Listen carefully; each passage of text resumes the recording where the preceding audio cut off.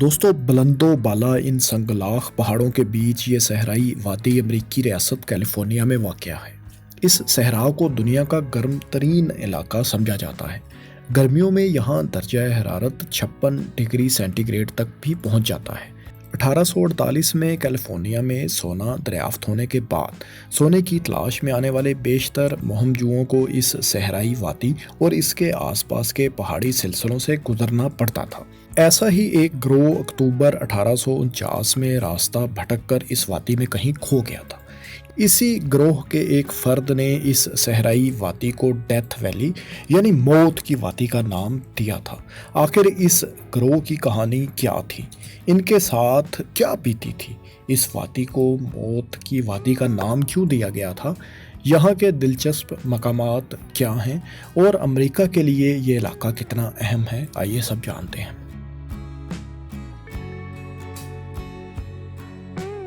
دوستو death valley جنوب مشرقی کیلیفورنیا کے موہاوی ڈیزرٹ میں ریاست نیواڈا کے قریب موجود ایک صحرائی وادی ہے۔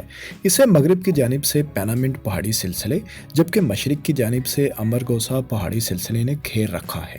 یہ وادی تقریباً 13,500 مربع کلومیٹر کے رقبے پر پھیلی ہوئی ہے۔ یہاں ایک مقام بیڈ واٹر بیسن سطح سمندر سے 282 فیٹ نیچے ہے۔ اسے شمالی امریکہ کا لوئسٹ ترین پوائنٹ بھی مانا جاتا ہے۔ کہا جاتا ہے کہ اس جگہ پر صدیوں پہلے ایک جھیل ہوا کرتی تھی جو گرمی کی وجہ سے خشک ہو گئی۔ امریکہ کے موسمیاتی اداروں کے مطابق 10 جولائی 1913 کے دن یہاں درجہ حرارت 56.7 ڈگری سیلسیس ریکارڈ کیا گیا تھا، جو کہ اب تک زمین کے اوپر ریکارڈ کیا گیا سب سے زیادہ درجہ حرارت ہے۔ دوستو ویسے تو آپ سوچ رہے ہوں گے کہ اس صحرا میں دور دور تک اجاڑ اور بیابان گرم ریتلی زمین ہوگی، لیکن ایسا نہیں ہے۔ ڈیتھ ویلی میں سالٹ فلیٹس یعنی ایسی خشک زمین جہاں نمکیات کی زیادتی کے باعث سطح زمین پر مختلف پیٹرنز بن جاتے ہیں وہ بھی واقع ہیں۔ جھیلیں بھی ہیں، چٹانوں کے خوبصورت نظارے بھی ہیں اور ایک اوپرا ہاؤس بھی ہے، ایک اوپن میوزیم ہے، یہاں تک کہ ایک قدیم قبرستان بھی ہے جس کے بارے میں ہم آپ کو آگے چل کر بتاتے ہیں۔ 1849 سے پہلے امریکیوں کو بھی اس وادی کے بارے میں زیادہ علم نہیں تھا۔ سن 1000 میں اس علاقے میں ٹمبیشا شوشون نامی ایک قبیلہ آباد تھا۔ ماہرین کا یہ دعویٰ ہے کہ اس دور میں یہ ڈیتھ ویلی صحرا نہیں تھی بلکہ ایک سرسبز علاقہ تھا۔ وقت کے ساتھ ساتھ یہ زمین صحرا میں تبدیل ہوتی گئی اور یہاں کے لوگ دوسرے علاقوں کا رخ کر گئے۔ اس علاقے کو کیسے دریافت کیا گیا اور شہرت کیسے ملی، یہ قصہ بہت دلچسپ ہے۔ کیلیفورنیا میں سونے کی دریافت کے بعد 1849 میں بہت سے لوگ گروپس کی شکل میں اس طرف کا رخ کر رہے تھے۔ کیلیفورنیا ان دونوں ایک غیر آباد علاقہ تھا۔ اس کے بڑے شہروں جیسا کہ San Francisco, Los Angeles, San Diego وغیرہ کے تو نام تک لوگوں کو معلوم نہیں تھے اور یہاں آبادی بھی نہ ہونے کے برابر تھی۔ ان شہروں کو آباد کرنے میں کیلیفورنیا گولڈ رش کا ہی کردار سب سے اہم رہا ہے۔ اگر آپ کیلیفورنیا گولڈ رش کے بارے میں تفصیل سے جاننا چاہتے ہیں تو اس پر ہماری یہ تفصیلی ویڈیو آپ دیکھ سکتے ہیں۔ تو سونے کی تلاش میں آئے بہت سے گروہ سفر کے دوران ریاست یوٹا کے ایک نو آباد شہر سالٹ لیک سٹی میں رکتے، ضرورت کی اشیاء حاصل کرتے اور پھر سفر شروع کر دیتے۔ سالٹ لیک سٹی اس وقت بھی امریکی ریاست یوٹا کا ایک اہم شہر تھا اور آج بھی یہ نہ صرف یوٹا کا کیپٹل ہے بلکہ آبادی کے لحاظ سے بھی یوٹا کا سب سے بڑا شہر ہے۔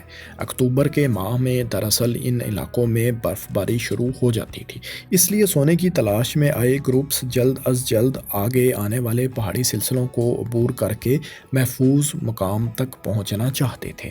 البتہ ایک گروہ جو گھوڑا گاڑیوں پر سفر کر رہا تھا اس نے سالٹ لیک سٹی سے نکلنے میں تھوڑی دیر کر دی۔ اب ہوا کچھ یوں کہ ان میں سے ایک شخص نے گروپ کے باقی افراد کو ایک نقشہ دکھایا اور بتایا کہ یہ کیلیفورنیا پہنچنے کا ایک شارٹ کٹ ہے۔ 100 سے بھی زیادہ گھوڑا گاڑیوں میں سوار افراد اس کی بات مانتے ہوئے اس راستے پر چل پڑے اور اور گروپ سے الگ ہو گئی۔ کچھ دیر بعد اس راستے میں کوئی رکاوٹ آئی اور 20 گھوڑا گاڑیوں کو چھوڑ کے باقی تمام واپس چل پڑیں اور مین گروپ میں ہی شامل ہو گئیں۔ حالانکہ شارٹ کٹ راستے پر جانے والے قافلے کے پاس کوئی بہت قابل بھروسہ نقشہ نہیں تھا، لیکن پھر بھی وہ لوگ اس نقشے کے مطابق راستے پر چلتے رہے۔ تھوڑا آگے جا کر یہ قافلہ مزید 2 حصوں میں بٹ گیا، البتہ یہ دونوں ہی بھٹک کر ایک ایسے صحرا میں پہنچ گئے جس کے چاروں طرف اونچے پہاڑ تھے۔ ان کو سمجھ نہیں آ رہی تھی کہ کس سمت جائیں، کس پہاڑ کو عبور کریں۔ ان کے کھانے پینے کا سامان بھی ختم ہو رہا تھا۔ یہ لوگ 5 ہفتے تک اس صحرا میں بھوک اور پیاس برداشت کرنے کے بعد آخرکار یہاں سے کسی نہ کسی طرح باہر نکلنے میں کامیاب ہو گئے۔ جب یہ لوگ یہاں سے باہر نکل رہے تھے تو تب انہی میں سے ایک شخص نے اس وادی کی طرف مڑ کر دیکھا اور کہا، گڈ بائے ڈیتھ ویلی۔ اور اس طرح اس وادی کا نام ڈیتھ ویلی یعنی موت کی وادی ہی پڑ گیا۔ ڈیتھ ویلی میں پڑنے والی گرمی کی بڑی وجہ اس کے اطراف میں موجود پہاڑ ہیں۔ سمندر سے آنے والی نمی، بادل اور آندھی یہ پہاڑ روک لیتے ہیں۔ اس طرح زیادہ تر بارش اور برف باری ڈیتھ ویلی سے پہلے ہی ہو جاتی ہے۔ جب تک یہ ٹھنڈی ہوا ڈیتھ ویلی میں داخل ہوتی ہے تب تک اس کی نمی ختم ہو چکی ہوتی ہے اور یہ گرم ہوا میں تبدیل ہو جاتی ہے۔ یہ گرم ہوا لو کی شکل میں پہاڑوں سے ٹکرا کر واپس صحرائی وادی میں ہی ٹریپ ہو کر رہ جاتی ہے۔ یہی وجہ ہے کہ یہاں کئی دنوں تک درجہ حرارت مسلسل 50 ڈگری سینٹی گریڈ سے زیادہ ہی رہتا ہے۔ ڈیتھ ویلی میں سالانہ اوسطاً صرف 2.3 انچ ہی بارش پڑتی ہے، جبکہ اس کا اوسطاً سالانہ درجہ حرارت 50 ڈگری سینٹی گریڈ تک ہوتا ہے۔ دوستو 1994 میں ڈیتھ ویلی کو ایک نیشنل پارک کا درجہ دے دیا گیا۔ ہر سال لاکھوں لوگ اس پراسرار صحرا کو وزٹ کرنے آتے ہیں۔ ڈیتھ ویلی کے شمالی حصے میں 680 فٹ تک اونچے سینڈ ڈیونز یعنی ریت کے ٹیلے بھی پائے جاتے ہیں۔ یہاں ایک گولف کورس بھی ہے۔ یہ اصل میں تو گولف کورس نہیں ہے، نہ ہی یہاں گولف کھیلی جاتی ہے۔ دراصل یہ زمین کا ایک انتہائی بنجر حصہ ہے جہاں نمکیات کی کثرت ہے۔ اس کی سطح اس قدر کھردری ہے کہ طنزاً اسے ڈیولز گولف کورس کا نام دیا گیا ہے، یعنی یہاں تو کوئی شیطان ہی گولف کھیل سکتا ہے۔ دوستو اب یہاں کے ان خاص مقامات کا ذکر کرتے ہیں جن سے کوئی نہ کوئی دلچسپ واقعہ جڑا ہوا ہے۔ جب 1840 کی دہائی کے آخر میں کیلیفورنیا سے سونا دریافت ہوا تو انہی دنوں ڈیتھ ویلی کے اطراف میں موجود پہاڑوں سے بھی سونا، چاندی اور بوریکس نامی ایک مرکب دریافت ہوا۔ اس لیے اس علاقے میں بہت گہما گہمی تھی، بلکہ ڈیتھ ویلی اور اس کے قریبی علاقوں میں چھوٹی چھوٹی بستیاں بھی آباد ہو گئی تھیں۔ ہارمنی بوراکس ورکس کے نام سے ایک پلانٹ بھی لگ گیا تھا جہاں بوریکس پر پروسیسنگ ہوتی تھی۔ اس پلانٹ میں ورکرز بھی کام کرتے تھے۔ اس کمپنی کے زیر استعمال رہنے والی گدا گاڑیاں آج بھی ڈیتھ ویلی میں یادگار کے طور پر موجود ہیں۔ دوستو جب سونے چاندی وغیرہ کی کانیں تقریباً خالی ہو گئیں تو ظاہر ہے یہ آباد ہونے والی بستیاں بھی ختم ہو گئیں۔ ڈیتھ ویلی میں ان کی باقیات بہرحال آج تک موجود ہیں۔ اسی طرح یہاں ایک قبرستان بھی ہے۔ ڈیتھ ویلی کا یہ قبرستان 1901 سے 1911 تک استعمال میں رہا۔ یہاں دراصل عارضی طور پر بننے والے مائننگ ٹاؤنز میں فوت ہونے والے افراد کو ہی دفنایا گیا۔ یہاں 300 کے قریب افراد مدفون ہیں۔ ڈیتھ ویلی میں ایک ہوٹل اور ایک اوپرا ہاؤس بھی ہے، یعنی جہاں تھیٹر وغیرہ ہوتا ہے۔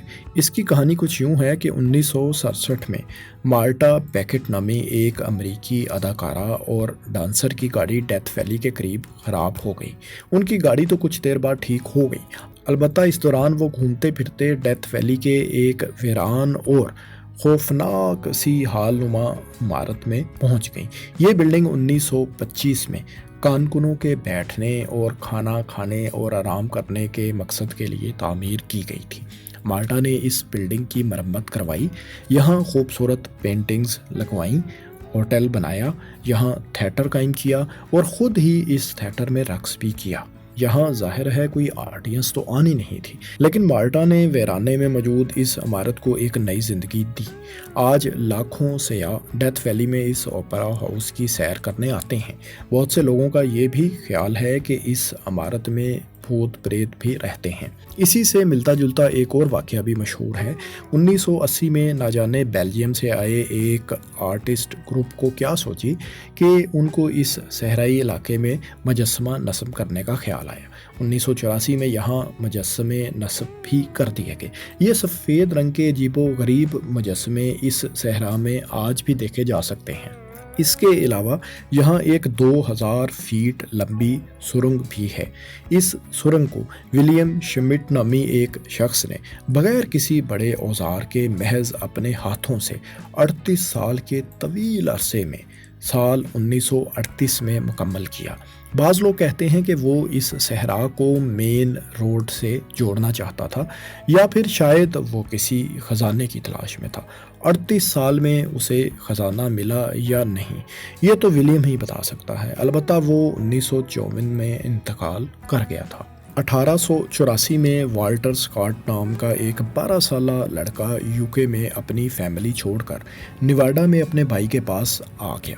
अलबत्ता कुछ अरसे बाद जब स्कॉट माली तौर पर मुस्तहकम हुआ तो वो कैलिफोर्निया की सोने की कानों में दिलचस्पी लेने लगा। इसी सिलसिले में वो डेथ वैली भी आया और ना जाने उसे इस खुश्क और बंजर इलाके में क्या अच्छा लगा कि वो यहीं का होकर रह गया। उसने यहाँ 1922 में अपने लिए एक 2 मंजिला महल भी तामीर करवाया। वो अक्सर यहाँ आकर ठहरा भी करता था। स्कॉट तो 1954 में दुनिया से चला गया। अलबत्ता इसका ये महल आज भी स्कॉटिश कैसल के नाम से मशहूर है। डेथ वैली में आज के मेयार का एक उम्दा तरीन होटल भी है जो सियाहों के लिए कायम किया गया है। इसके अलावा यहाँ बहुत से दिलफरेब और ख़ूबसूरत लैंडस्केप्स हैं। अलबत्ता यहाँ की बेइंतहा गर्मी को सियाह आसानी से बर्दाश्त नहीं कर पाते। जुलाई 2023 में डेथ वैली में एक कार के अंदर बैठा 71 साल शख्स गर्मी के बायस जान खो बैठा, जबकि बाज़ औक़ात सियाह GPS का इस्तेमाल करते हुए सहरा में ऐसी जगह पर पहुँच जाते हैं जहाँ आगे कोई रास्ता ही नहीं होता। 50 डिग्री सेंटीग्रेड में इतने बड़े सहरा में खो जाना ख़तरनाक भी हो सकता है। 2009 में एक 6 साल का बच्चा अपनी मां के साथ इस सहरा की सैर के दौरान ऐसे ही एक वाक़े में अपनी जान से हाथ धो बैठा था। इस किस्म के हादसात यहाँ पेश आते रहते हैं, लेकिन सयाह इसके बावजूद इस वादी का रुख हर साल करते हैं। दोस्तों, एडना ब्रश पर्किंस अमरीकी रियासत ओहायो से ताल्लुक़ रखने वाली एक सोशल वर्कर थीं जो ख़वातीन के हकूक़ के लिए काम करती थीं। 1920 में उन्होंने अपनी तमाम सरगर्मियों से ब्रेक लेकर डेथ वैली का विज़िट किया। ये जगह उनको इस कदर पसंद आई कि उन्होंने इसके बारे में एक किताब लिख डाली जो 1922 में पब्लिश हुई। इसी तरह डेथ वैली के हवाले से अमेरिकन रेडियो पर डेथ वैली डेज़ के नाम से एक प्रोग्राम भी नशर हुआ करता था, जिसमें इस सहरा में पेश आने वाले हकीकी वाक़यात सुनाए जाते थे। ये सिलसिला 1930 से 1945 तक जारी रहा। फिर 1962 में ये प्रोग्राम टेलीविज़न पर भी नशर किया जाता रहा। लोग इसे पसंद करते थे।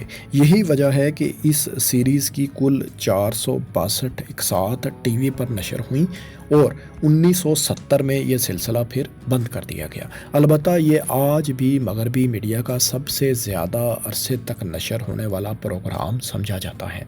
डेथ वैली में बहुत सी मशहूर हॉलीवुड फिल्म्स और टीवी सीरीज़ भी फिल्माई गई हैं। दोस्तों, यहाँ जानवरों की कुछ इकसाम जैसा कि लोमड़ी, चमगादड़, खरगोश, गिलहरी, पहाड़ी शेर, चीता वगैरह भी पाए जाते हैं। इसके अलावा यहाँ जंगली और सहराई फूलों और पौधों की कुछ इकसाम भी इस सहरा में पाई जाती हैं। दोस्तों, डेथ वैली कुदरत के शाहकारों में से एक है, यानी इतराफ़ में बुलंदो बाला पहाड़, बीच में तपता सहरा, कहीं साल्ट फ्लैट्स, कहीं झीलें, कहीं वीरान बेयाबान बंजर ज़मीन, तो कहीं सहराई पौधे और कहीं फूल। इसका नाम इसकी पुरस्रारियत में मज़ीद इजाफ़ा कर देता है। क्या आप भी इस मुनफरिद और दिलचस्प जगह की सैर करना चाहेंगे? कमेंट्स में अपनी राय से ज़रूर आगाह करें। शुक्रिया।